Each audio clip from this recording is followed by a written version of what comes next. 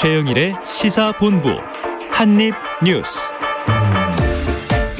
네, 오늘의 핵심 뉴스 한입에 정리해드리겠습니다. 한입뉴스 시작해보죠. 박정호 오마이뉴스 기자, 김준일 뉴스톱 대표 나오셨습니다. 어서 오세요. 안녕하세요. 안녕하십니까. 김일 대표님 월요일하고 금요일에 오시니까 예. 오실 때 월요일은 아이고 월요일이구나. 근데 금요일은 더 반가워요. 금요일이네? 그렇군요. 네. 제가 네. 그런 또 효과가 있습니다.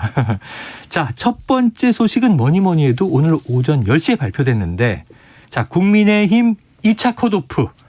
자, 대선 경선 이 예비 후보들의 결과가 나왔습니다. 박 기자님이 한번 정리해 주시죠. 네, 8명의 후보 중에 4명의 후보가 4강으로 꼽혔는데요. 네. 선두주자, 그러니까 양강으로 꼽히는 윤석열 전 검찰총장과 홍준표 의원 들어갔고요. 또 유승민 전 의원, 여론조사 추이에서 계속 3위권을 유지했었는데 4강 문턱을 넘었습니다. 네. 그리고 마지막 한 장. 이 티켓이 누구한테 돌아갈지 많이 궁금했었는데 그게 주로 화제였어요. 지난 한 주 동안. 맞습니다. 네. 원희룡 전 제주지사가 아하, 차지했습니다. 이렇게 4사람이 4파전을 앞으로 본 경선에서 벌이게 됐는데 후보들의 순위와 득표율은 공개되지 않았습니다. 물론 누가 1위다, 누가 2위다 이런 것들 정치권 좀 돌아다니고 있긴 한데 확인이 안 되는 거예요. 네, 이건 그냥 받은 글 이렇게. 그렇습니다. 네. 확인이 안 되는 상황이고요. 어쨌든 이 컷오프에는 일반 국민 여론조사 70%, 당원 투표 30%가 반영이 됐고요. 이제 앞으로 4명의 후보가 한 달 정도 이 합동 토론회, 그러니까 권역별 순회 토론 7차례 하고 3차례 1대1 마수 토론을 벌이면서 11월 5일에 이 국민의힘의 대선 후보를 선출할 예정입니다. 아, 그래요. 자, 이 당원 비중이 이제 1차 컷오프 때보다는 조금 높아진 거예요. 네. 그리고 이제 이 마지막에는 더 높아지죠? 그렇습니다. 당심, 민심 네. 반반. 5대5입니다. 5대5. 네. 자, 그래서 이 당원 선거인단의 최종 투표율도 관심이었는데 어떻게 나왔습니까? 49.94%로 집계가 됐습니다. 절반이 조금 안 됐네요. 그러니까 이게 근데 이 국민의힘 내부적으로 볼 때는 모바일 투표 방식이 도입된 이후 역대 최고치라고 합니다. 과반이 좀 안 됐지만 최고치다. 그렇습니다. 그러니까 우리가 흥행했다라고 얘기하는 6월 11일에 있었던 이 국민의힘 전당대회 네. 투표를 보면 45.3%거든요. 이거 웃도는 수치고요. 그러니까 그만큼 좀 관심이 많았고 사람들이 내가 내 손으로 좀 후보를 뽑고 싶다 이런 생각을 좀 많이 한 것 같아요.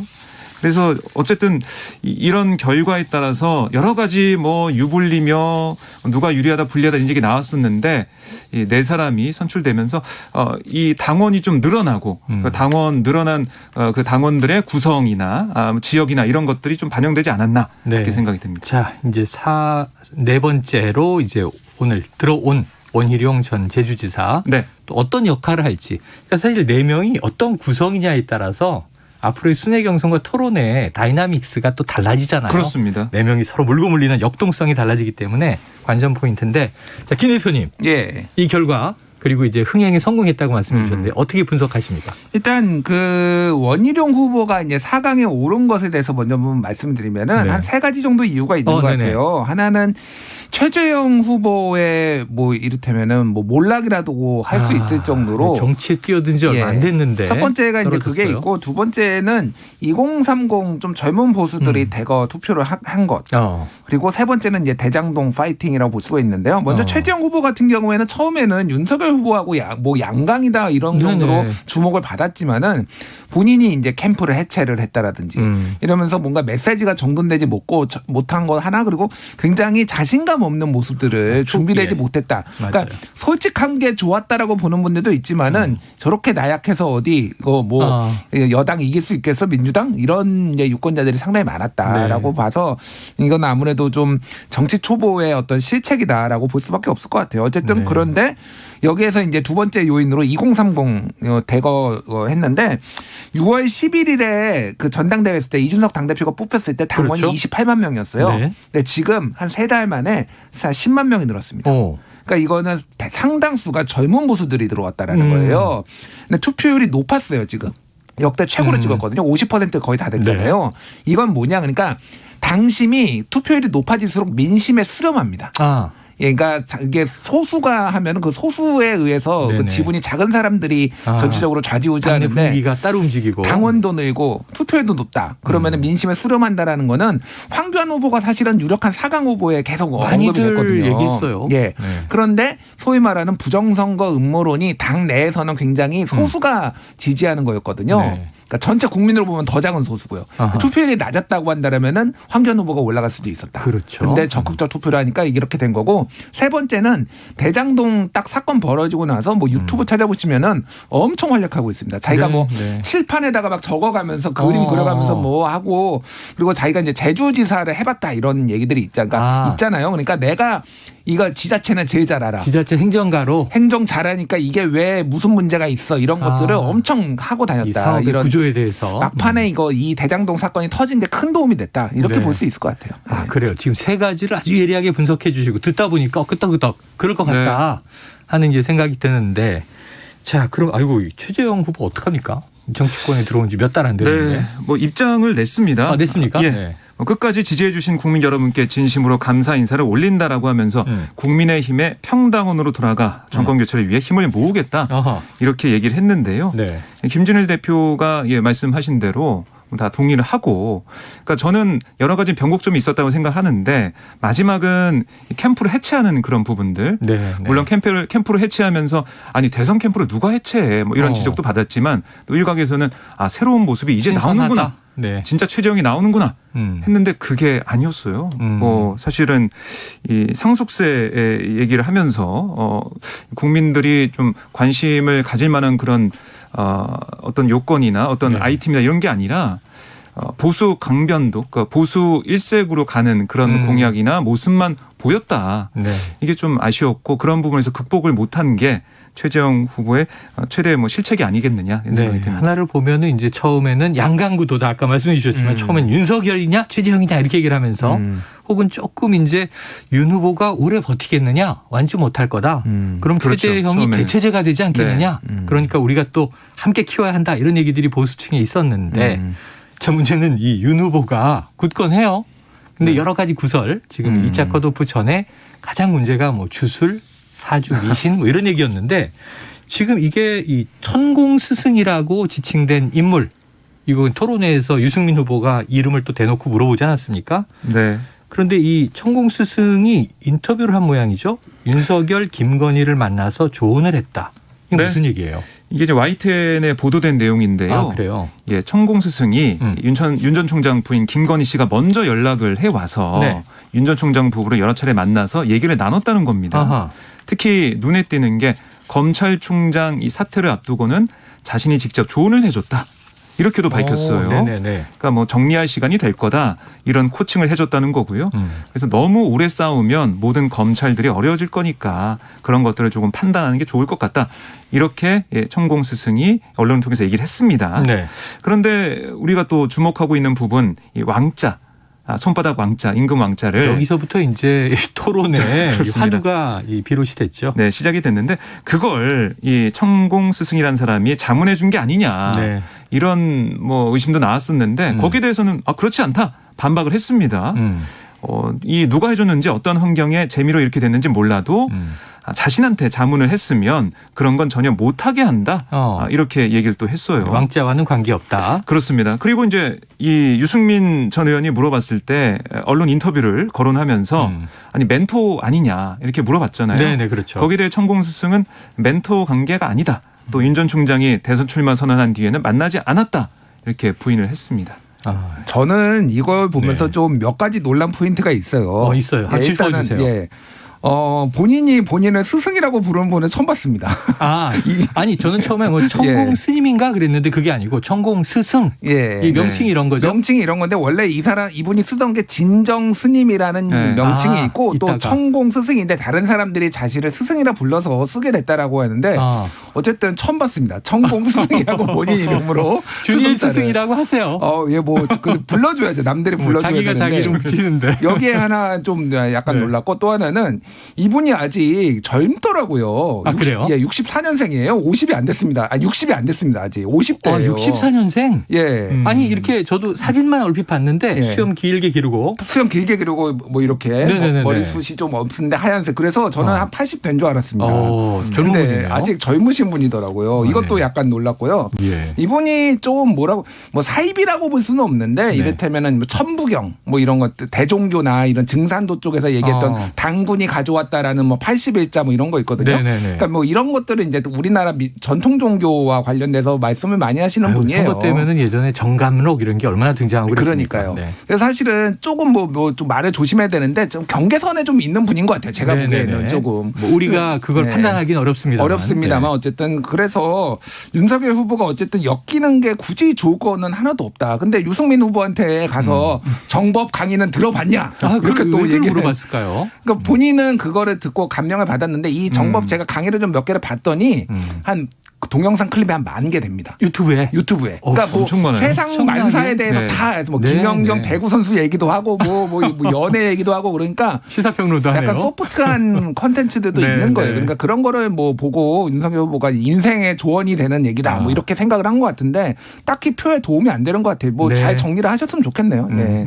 자, 그래 처음에는 이제 천공 스승을 아느냐 그러니까 네 누구요? 반문을 하다가 네. 나중에 최보 씨가 아닙니까? 압니다. 멘토라는 건 좀 왜곡된 거고 알긴 아는 관계다. 근데 끝나고 왜 그걸 또 네. 정법을 미신 아니다 뭐 이렇게 얘기했을지. 항의했다고 하니까. 자, 이게 어떻게 흘러갈지 이거 좀 계속하겠습니까? 뭐 계속까지는 않겠죠. 근데 한번 이미지가 사실은 뭐 몇 개가 연타였잖아요. 주술 네네. 손바닥의 왕. 그러니까 윤석열 후보가 전체적으로 그런 이미지를 가져간다는 것 자체가 굉장히 안 좋죠. 네네. 예. 저는 요게 좀 이제 주목이 된 것이 이 천공 스승이라는 인물이 윤석열 후보를 찾아간 게 아니라 네. 배우자인 김건희 씨가 먼저 연락이 와서 부부가 여러 차례 만났다.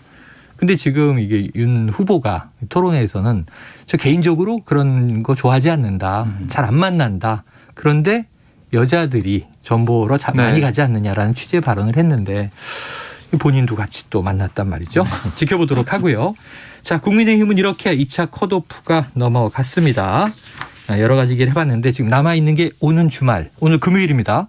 이제 민주당도 거의 막바지에 온 거죠? 네. 이제 민주당 경선 상황 어떻게 되고 있어요? 순회 경선 마지막 일정입니다. 마지막 네. 주말인데요. 내일 경기 지역 순회 경선이 있고 그다음에 일요일에 서울 지역 순회 경선 그리고 3차 선거인단 투표 결과가 발표가 됩니다. 슈퍼위크. 그렇습니다. 여기서 이제 운명이 결정될 텐데요. 네. 지금 보면 투표율이 높아요. 특히 이제 3차 국민 일반당원 선거인단 투표율이 급등을 했습니다. 네네. 지금 보면 74.7%까지 올라와 있거든요. 높네요. 그러니까 2차 국민 일반당원 선거인단 최종 투표율이 59.66%였으니까 이거 훌쩍 뛰어넘었고요. 뭐 1차 선거인단 투표율이 77.37% 거기다 네. 못 미치지만 그 정도 급으로 나왔어요. 이야. 그만큼 뜨겁게 좀 붙고 있다. 뜨겁다는 얘기군요. 뜨겁게 뭐 일반 국민도 그렇고 일반 당원도 그렇고 관심을 가지고 투표를 하고 있다. 이렇게 보시면 되겠고요.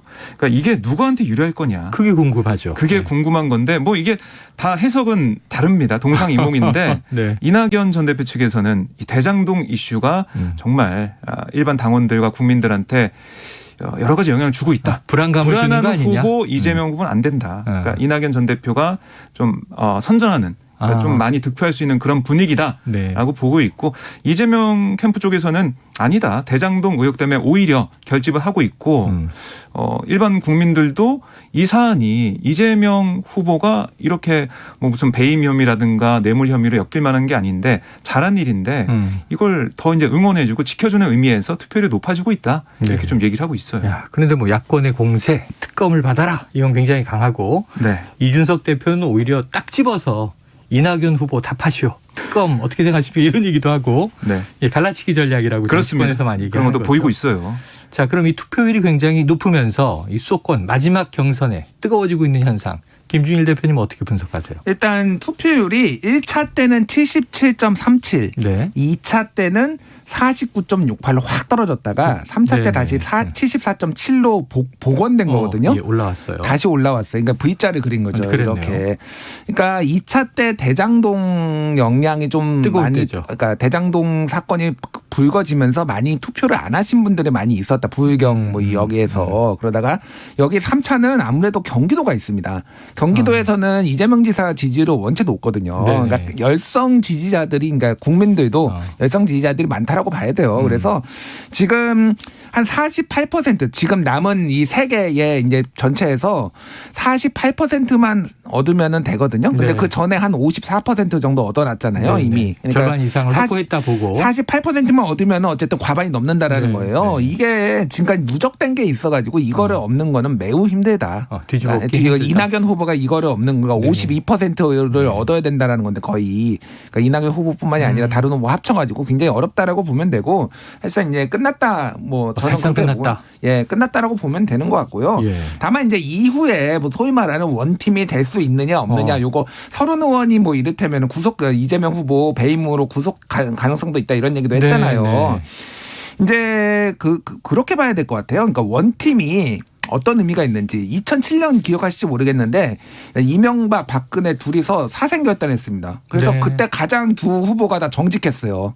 이명박 쪽에서는 박근혜 최태민 있다, 최순실 있다 그때 얘기하고 그 역사를 다 파냈고. 네, 박근혜 후보는 다스는 BBK. 누구 겁니까? BBK 누구 겁니까? 가장 정직했던 시절. 네. 그래서 거의 원수였거든요. 그렇죠. 원팀 안 됐어요. 근데 이겼잖아요. 원팀이 안 됐지만 이겼다. 원팀이 중요한 게 아니라 최종 뽑히는 후보가 얼마나 매력이 있고 얼마나 국민들한테 어필할 수 있느냐가 중요해요. 어차피 지지자들은 이번은 뭐 진보와 보수가 결집하는 선거기 때문에 네. 결집하게 돼 있습니다. 그리고 나 못 찍겠다. 이를테면은 지난 2018년에 경기지사 선거에서 남경필 찍겠다. 차라리 이재명 찍게 그런 얘기도 있었죠? 소수의 민주당 당원들이 있었지만 극소수였어요. 사실은 네. 그걸 행동으로 옮긴 사람들은. 그렇기 때문에 원팀이 중요한 게 아니라 이재명 지사가 얼마나 현재 대장동 게이트를 잘 핸들링할 수 있느냐, 잘 처리할 수 있느냐 이게 관건이에요. 그래요.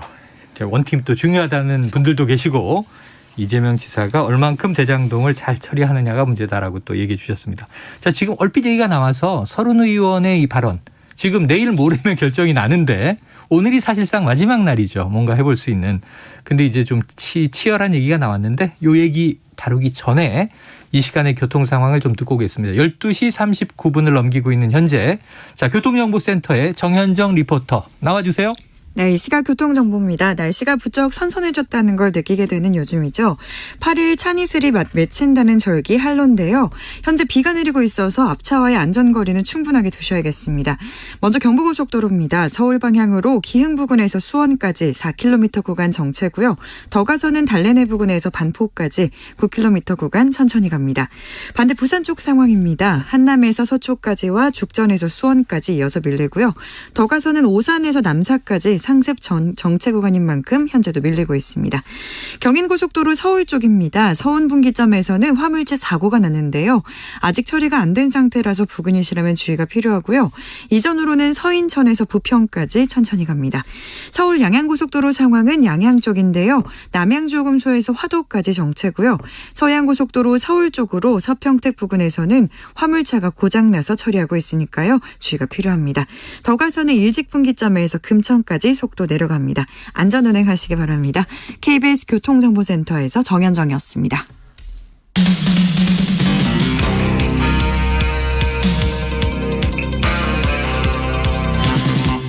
최영일의 시사본부. 네, 지금 교통정보 나가는 사이에 두 분의 전문가는 자, 이낙연 캠프. 자, 이 마지막 수가 뭐냐 이런 이야기를 하고 있었는데 지금 서른 의원의 발언이 파장을 꽤 낳고 있어요. 아까 김 대표님이 언급은 해 주셨지만 박 기자님이 한번 정리를 다시 해 주시죠. 그러니까 이게 이제 유동규 전 성남도시개발공사 기획본부장이 구속이 돼 있잖아요. 그렇습니다. 배임 혐의가 있는데 그러니까 이제 이 야권에서 국민의힘에서는 계속 이재명 후보가 그렇습니다. 몸통이다 이렇게 특검 받아라 하는 거고. 그 얘기를 이제 이낙연 캠프 쪽에서 하고 있는 거죠, 사실 비슷한 얘기를 하고 있는 건데 맥락을. 그걸 설계한 사람이 이재명 당시 성남시장이고 그럼 당연히 이 배임 혐의가 있을 가능성이 있다. 네. 수사를 해보면 이거예요. 그러니까 이게 불안한 거고 이재명 지사가 이 대선 후보가 됐을 때 만약에 이게 검찰 수사 결과 밝혀져 가지고 잘못되면 어떡하냐. 그런 상황까지 가지 않기 위해서는 좀 안전한 후보, 검증된 후보를 찍어야 된다. 네. 지지를 해야 된다. 이런 주장을 하고 있는 거죠. 그래요. 근데 이 내부에서는 이재명 캠프 쪽에서는 부글부글하죠, 사실은. 네. 아니 왜 같은 당에 있는 사람들이 왜 같은 당 1위 후보를 이렇게 공격하는지 어떻게 하려고 그러냐 이런 얘기를 하고 있는데 근데 사실은 이낙연 캠프를 좀 자극하지 말자 이런 분위기도 좀 읽히고 있어요. 네네. 요즘 박찬대 대변인 말 이렇게 들어보고 하면 어차피 원팀으로 가야 되는데 굳이 뭐 그걸 다 이제 끄집어내서 강대강으로 가는 게 아니라 쫓아오는 후보니까 그렇게 공세를 펼 수 있다.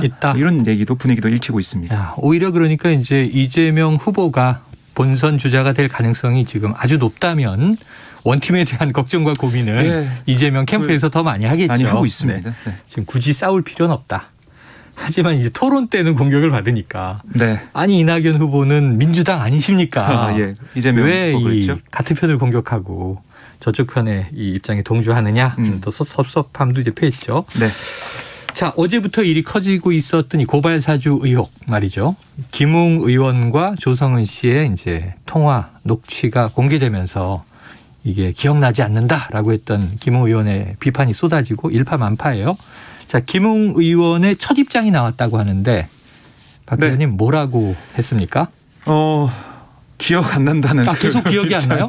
예, 지금도 계속 이어지고 있습니다. 오늘 국감장 앞에서 기자들에게 뭐라고 했냐면 계속 얘기했듯이 처음부터 그런 통화 사실 자체에 대해 부인한 게 아니라 기억을 못한다고 얘기했다. 통화는 했을 수도 있다. 여지를 남겼는데. 그렇죠. 네. 근데 그게 기억이 안 난다는 거예요. 그러니까 기억이 안 난다는 말을 계속 이제 유지를 하고 있는 거고 그리고 이제 방점은 통화 내용이 아니라 이 통화 내용이 어떻게 외부로 흘러나왔는지.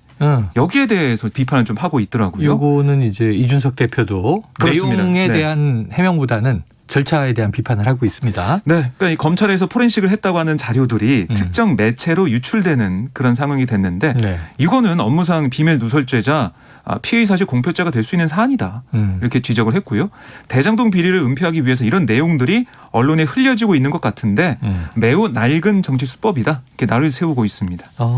그럼 지금 김웅 의원의 첫 번째 입장은 이것을 뭐 인정하거나 부인하거나 그런 내용이 아니라 기억이 나지 않는다는 입장은 일관적이다. 그러니까 하지만 통화했을지는 모르겠다. 그러니까 통화까지 했는데 어떻게 뭐 누구한테 받았는지 모르냐 이런 얘기도 하고 있는데 자료를 준 사람하고 통화했는데도 그 사람은 기억 못 하는데 받은 사람은 기억한다고 하면 그것도 허위 아니냐 이렇게까지 주장을 했습니다. 좀 강하게 반박한 것으로 느껴져요. 저는 이제 뭐 부인한 건 아니지만 그럼 이런 그 입장 발표 저는 이 민심이 통화 기록 나왔고 이런 내용이 들어있으면 상당히 이건 김웅 의원을 포함해서 야권이나 검찰에 불리할 것 같다라고 했는데 그럼 이 첫 입장 어떻게 들으셨습니까? 일단 뭐 입장을 말씀드리기 전에 보약 한 제 해드리고 싶어요. 김웅 의원한테 선택적 기억 상실증 어떻게 가장 그런 것만 다 기억이 안 나고 일상생활에 잘 영위하시는지 그래서 이거는 그때 첫 기자회견도 마찬가지지만은 그러니까 법정 다툼에 대비를 한 거다. 그러니까 말 자체가 내가 전화를 했다 아니면 전화를 안 했다 이렇게 확정적으로 얘기를 할 경우에 이게 뭐 수사 단계나 아니면은 법원에서 법정 다툼에서 상당히 불리하게 작용을 하니까 그냥 전략적 모호성을 가져가는 게 계속 있는 거고 뭐 또 내로남불을 하셨어요 이분이 또. 뭐 피의 사실 유출이 계속 지속된다. 뭐 그렇게 따지면은 지금 대장동 속보 나오는 것도 다 전부 다 피의 사실 유출입니다. 지금. 그렇죠. 양쪽에서 다 쏟아지고 있는 거죠. 네, 그러니까 이거는 그냥 언론이 실체적 진실을 위해서 진짜 열심히 지금 취재를 해가지고 좀 하고 있는 거거든요. 양쪽 다. 예, 그럼 그렇게 봐야지 이거를 또. 그러니까 분리하면은 다 이런 범죄 혐의에 있는 분들은 다 피의 사실 유출이다라고 주장을 하세요. 예, 그런 거고 이게 이제. 남은 거는 그거죠. 그러니까 김웅이 조성은한테 전화를 한 거는 이제 뭐 녹취록이 나왔잖아요. 그럼에도 불구하고 아직도 손중성 보냄에서 손중성이 누군가에게 해서 김웅한테 전달이 된 것까지는 대충 알겠는데 그 손준성이 처음 작성한 거냐.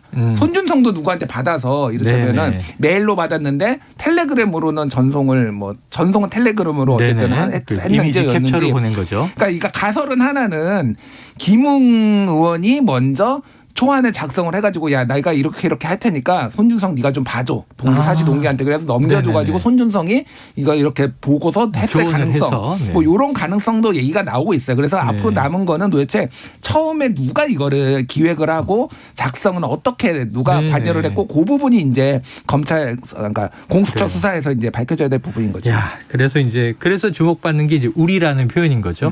우리가 그렇죠. 네, 고발장은 우리가 만들어서 줄 테니 조성은 씨 당신은 이제 접수를 하라. 네. 처음엔 남부지검에 하라. 그다음엔 대검에 하라. 그러니까 김웅 의원이 포함된 누군가 있다는 거죠. 어떤 그룹이 있다는. 우리라는 네. 그룹이 그 복수에. 봤을 때. 네. 그리고 어쨌든 이 기억이 안 난다. 이런 얘기가 계속 나오잖아요. 그렇죠. 오세훈 시장도 당시 논란이 됐을 때 선거 과정에서 기업 앞에 겸손해야 된다. 이런 네네. 얘기를 했고 박형준 부산시장 이번에 4대강 불법사찰 관련돼 가지고 네네. 기소가 됐습니다. 그렇죠. 기소가 됐는데 뭐 그걸 제가 했는지 자신이 했는지 기억이 또 안 난다라고 얘기하고 있고. 정치인들이 많이 기억이 안 나죠. 왜 그럴까요? 정치를 하게 되면 기억력이 좀 퇴화가 되나요? 기가 허해서 무슨 침 좀 맞으셔야 되겠어. 측정 부위에. 그거 맞으시면 기가 좀 들어간답니다. 네. 예. 확인되지 않은 의료 행위를 사주하지 마시고요. 죄송합니다. 예. 네. 그게 부분이 정치인 주변에만 그래서 항상 모든 정치인 누력 정치인 전 분신술 쓰는 줄 알았습니다. 어떻게 그렇게. 오히려 부작용이 날 수도 있어요. 네. 아유 지금 백신을 많이 맞으셔야 되는데. 자 그럼 이제 대장동도 잠깐 다뤄봐야 될 것 같습니다. 자 지금 고발사주 의혹은 이 말씀 나눈 대로 지금 조성은 씨가 이야기를 했는데 네. 이 윤석열이라는 이름이 들어있는지 그러니까 이제 김웅 의원이 내가 만약 고발장을 접수하면 이게 윤석열 당시에 검찰총장이 한 것으로 얘기될 수 있어서 네네. 난 못 가니 당신이 가시오라는 얘기를 했다는 게 윤석열 혹은 검찰 표현이 이제 언론사마다 좀 차이가 있는데 네. 요거 조성은 씨가 밝히겠다 이렇게 얘기한 거죠. 그러니까 이게 어떤 매체는 이게 들어가 있다라고 네네. 얘기하고 어떤 매체는 없다 뭐 이렇게 엇갈리고 있는데요. 조성은 씨 말은 그것까지 포함해서 그 파일을 받게 된다면 지금 파일을 이게 정보 공개 청구를 한 겁니까? 그렇습니다. 그 청구가 받아들여서 파일을 받게 된다면 전체적으로 다 이제 들여다 본 다음에 정리해서 얘기를 하겠다. 그러니까 윤석열 그 이름이 언급이 됐는지 네네. 보고 밝히겠다는 거죠. 그러니까 본인이 통화한 거고 본인이 들은 내용이고 그렇습니다. 본인의 이 또 폰에서 나온 파일이지만 네. 지금 수사 중인 증거니 정보 그렇죠. 공개 청구를 한다는 거 공개해도 좋겠느냐라고 물어보는 물어본 건데 절차죠. 공수처가 이제 판단해야 되는 그런 부분이고요. 네. 조성은 씨도 이제 모르는 거죠, 그걸. 그 자신은 통화했지만 기억이 안 나는 상황이니까 정말 오래돼서 그 전체적으로는 다. 네. 그래서 그걸 들어보고 판단하겠다는 겁니다. 그래요. 자, 대장동 문제 지금 뭐 국정감사장에서도 폭로도 나오고 이제 뭐 여러 가지 상임위가 파행도 겪고 그런데 이제 원외 대표인 이준석 국민의힘 대표는 도보 투쟁을 시작했었어요. 시위도 하고 그런데 보니까 국회 본관 앞 계단에서 이제 대장동 게이트 특검 추진 천막 투쟁 본부 출정식을 했다고 하는데 지금 어떻게 흘러가는 거예요? 네, 오늘 오전 9시부터 시작을 했고요. 네네. 이게 오늘부터 시작. 맞습니다. 오늘부터 시작해서 21일까지 진행이 됩니다. 국정감사 마지막 날까지. 맞습니다. 그래서 오전 9시부터 오후 6시까지 의원들이 돌아가면서 릴레이 농성을 하는 거예요. 조를 짰어요. 천막에서. 네, 그래서 돌아가면서 하는 거고, 그러니까 이제 검찰의 수사도 지켜보고 있지만 특검을 해야 된다. 그래야 다 밝힐 수 있다 이런 거고요. 이준석 대표나 뭐 김기현 원내대표 말 들어보면 특검을 거부하는 자가 그 사람이 범인이다. 이 얘기를 하고 있어요. 이게 거리마다 현수막도 많이 있더라고요. 그러니까 여론전은 지금 세게 하고 있죠. 네. 세게 하고 있는데 이런 아예 장애까지 나가지 않았지만 천막 치고 도보 투쟁하고 이런 것들이 과연 민심에 어떤 영향을 줄까? 이걸 아마 국민의힘에서도 면밀히 본 다음에 다음 스텝을 더 밟아나가지 않을까 생각이 듭니다. 자, 그런데 이제 여기서 나오는 이야기들에 기반하고 있는 자료가 바로 이제 정영학 회계사가 검찰에 제출했다는 19개의 녹취 파일을 근거로 50억 약속클럽 이제 명단도 등장했고 맞다 틀리다 논쟁도 있어요. 우리 뭐 이게 진실인지 아닌지 모르잖아요. 네. 그런데 이제 성남시 의회 측에 거액 로비가 있었다라는 내용도 있다라는 보도가 있고 또 이제 원유철 전 의원, 국민의힘 네. 의원의 부인도 화천대유의 고문을 맡았다는 얘기도 있는데 이 팩트가 좀 확인되는 거예요. 이게 간만에 KBS가 오랜만에 단독 보도를 했어요. 어젯밤에. 예. 간만에가 붙습니까? 예, 간만에죠. 이거 네네. 관련해서 뭐 언론계 용어로 계속 KBS가 물 먹다가 아이고. 예, 이거 네. 했는데 어제 그 녹취록에 네. 이제 350억 원의 실탄을 준비를 해서 성남시의회 의장한테 30억 원. 이거 화천대유가 예. 아니 김만배 씨가 그러니까 이 그러니까 가치인 것 같아요. 하천대유 가치. 차원에서. 네. 그러니까 이게 그 정영학 씨랑 김만배 씨랑 같이 얘기하던 게 녹취록이니까 네. 뭐 서로 이제 자금을 마련한 네. 거겠죠. 아무래도 화천대유 자금 같아요. 그들이 주체가. 예. 그래서 350억 실탄으로 성남 시의장한테 30억, 시의원한테 20억 로비를 했다. 네네. 이런 내용이에요. 그래서 이 성남 시의장이 아무래도 지금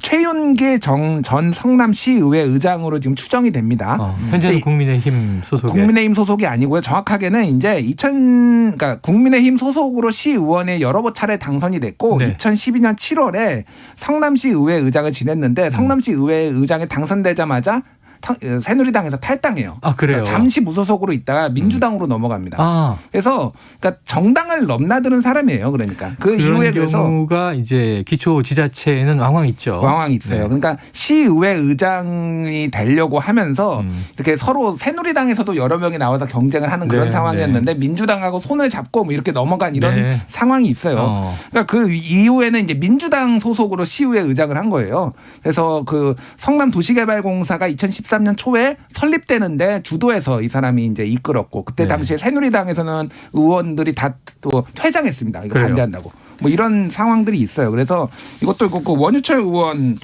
부인이 화천대유 고민에서 월 500만 원씩 뭐 이 정도 받았다 이런 내용도 있고요. 알겠습니다. 일단 오늘 뉴스 한입뉴스는 여기서 정리해야 될 것 같네요. 이게 정치 얘기만 하다 보니까 이 공군 그 중사 성추행 가해자 구형 문제라든가 이게 참 안타까운 사회 이슈도 많은데 너무 정치에 매몰된 느낌이 있습니다만 자, 오늘 가장 궁금해하시는 뉴스를 중심으로 두 분과 정리해봤습니다. 자, 두 분 오늘 말씀 고맙습니다. 고맙습니다. 감사합니다. 네, 자, 박정호 오마이뉴스 기자, 김준일 뉴스톱 대표였고요. 자, 디저트송 발표해드립니다. 3660님의 신청곡입니다. 코리아나의 더 빅토리 승리. 자, 정당을 떠나 4강 또 최종 후보로 오르실 후보.